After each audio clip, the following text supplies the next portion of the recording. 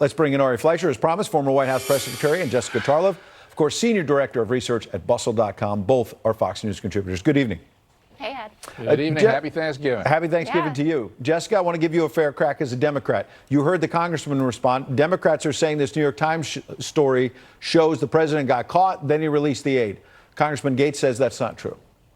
Congressman Gates is respectfully incorrect about this. It absolutely shows that it is true. But we already knew that because we knew that the White House had been appraised of the whistleblower complaint. We had September 9th as the date, and then September 11th was the release date for the aid. This just puts it a couple weeks behind there. But we absolutely do. And based on the couple weeks of testimony that we heard out of the House Intel Committee, we know that there were a number of people who were aware of what was going on, that there was a trade in place, that we were holding that money until there were investigations. And I think that Gordon Sondland said a lot of important things, but perhaps most important, that actually they didn't even have to do the investigations. They just had to announce it. This was all a stunt to make sure that we would be talking around the clock about the, quote, corruption of the Bidens and not dealing actually with what would be going on in this election. But let me bring Ari in. In the end, the Ukrainians get the aid, Ari, and there are no investigations of Hunter Biden anyway. So none of this really panned out anyway.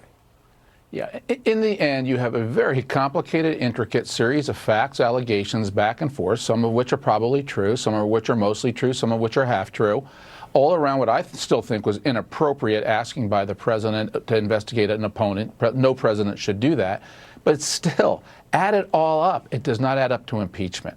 Instead, what we really have is a vote of no confidence by one party in the House of Representatives in Donald Trump. That's all this is. Everything else about it is a waste of time, waste of the people's time, waste of Congress's time. All right. I have a quick question. First of all, we know that our prison system is full of people who attempted a crime and it didn't work out right here. It's not a crime. There was no crime. Well, there are a lot of people who disagree with you here, and it is abuse of the office to take congressionally appropriated money and not distribute it to a Democratic ally, who Bill Taylor testified, by the way, lost people because of that. Right. Okay, so a lot of people have said it's not a crime, Jessica. Bottom line, what's your bigger point here, and then we'll get back to Ari.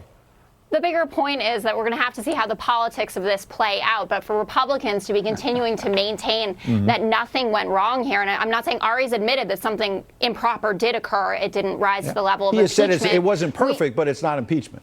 Right, but we need a standard, a national standard for what is impeachable. If you lie under oath, is that impeachable? If you extort a foreign country, is that impeachable? If Democrats and Republicans can't get on the same side about what is impeachable, we will do this every 10, 20 Okay, Jessica, years. but then why did the speaker, who's a Democrat in your party, go forward without, this legal debate you want to have about what's impeachable, what's not? She promised us months ago, I'm not moving forward unless there's bipartisan consensus. Well, she said to a vote, she was talking about having an inquiry, which we have had. We haven't seen a vote called, and I'm not sure that it's going to be necessarily. I think it's a small chance that it isn't. Okay. But I'm not talking about some advice that I would have given Speaker Pelosi before this. I'm saying moving forward as a nation, we want to stop having the conversation Ari and I are having right now and to have some ground rules about what counts as impeachable. Ari, you want to get him?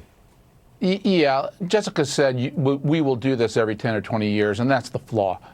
You will do this every 10 or 20 years. The American people look at this, and other than the Democratic Party, it has not moved independents. It certainly hasn't moved Republicans. All the things that make Democrats say instantly, aha, it's a crime, they don't have any allies. They don't have any bipartisanship. In fact, they had Democrats vote against the impeachment inquiry. And so this is a one-party partisan push, and that is never the stuff of impeachment. Look, we're a fair-minded people, and even if we're in an age of polarization, if a president committed a crime, the opposition party and the majority party, the party supporting the president, would see it and say it. There would be enough people saying it. No one on the Republican side is saying it, and that's the Democrats' problem. They convinced no one except themselves. Jessica, let me ask you something else, though, because we've kind of gone around on that. Congressman Gates and other Republicans are not committing to the idea that the president should send his counsel even up there. I thought, as you heard me press him, the president's been saying, I want due process. Here's your chance to send up his attorney. Politico is reporting it sounds like the White House is not going to send counsel because they think this is a sham process and that they're winning. And so why bother sending their lawyer? It doesn't surprise me that they're not going to. It is disappointing, though, as you said, and I'm glad that you pressed Congressman Gates about this.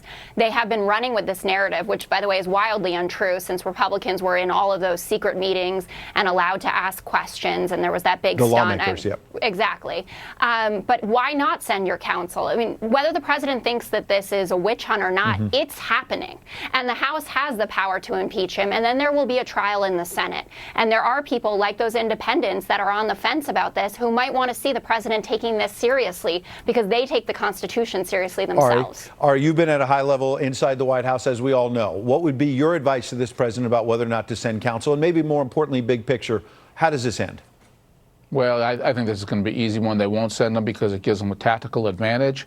But on principle, it does blow up the argument that the due process depended in part on having counsel there. But that's how they're going to have to play this one because they need to play it for their advantage. But, you know, when it does get to the Senate, everybody knows the House will impeach. I think they'll lose a couple Democrats on it. It'll go to the Senate. And I'll be very curious to see how some of the Senate Democrats vote, like Joe Manchin, Doug Jones in Alabama. I suspect you'll even have Democrats who don't vote to convict in the Senate. But at the end of the day, still, what has been accomplished with all of this, other than a colossal waste of time where nothing got legislated, nothing got done? That's all. That's what we heard. Democrats have passed over 300 bills that are sitting on Mitch McConnell's desk. I would love for him to take a look. We could lower prescription drug prices. We could save a lot of lives with gun reform. I mean, there's a lot of business. None of that has anything to do with impeachment. Well, you said you want things to get done. Right. Nothing's been going on while they've been impeaching. A lot of the same number of bills sitting on that desk. Some of those bills important. McConnell. Some of those bills probably renaming post offices and other things. We'll take a look at all of them, Jessica. Fine. And Ari, thanks for coming in. Happy holidays. Happy Thanksgiving. All right, happy Thanksgiving. Thank you, Ed.